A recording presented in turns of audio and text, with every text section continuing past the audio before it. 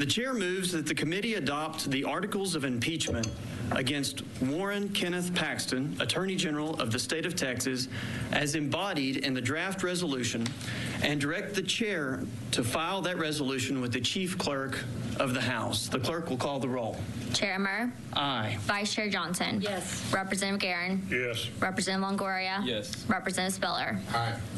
There being 5 ayes, 0 nays, 0 present not voting, the motion prevails. But it's a simple majority of the House to impeach, and then after that, it would be up to the Senate to decide whether to remove General Paxton from office. So this is not the end at all. This is the beginning. The session's about to end.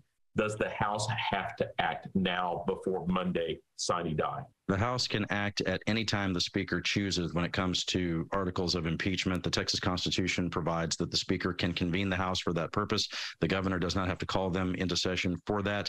Of course, we also, Rudy, have the possibility that the governor's going to call them into special session over other issues anyway. So there's a lot of moving parts here, lots in the mix. The Texas House General Investigative Committee met Wednesday to review a request from the Attorney General for $3 million in state money. He needs that money to pay a settlement with several whistleblowers who were fired from his office. The request started a review which began back in March.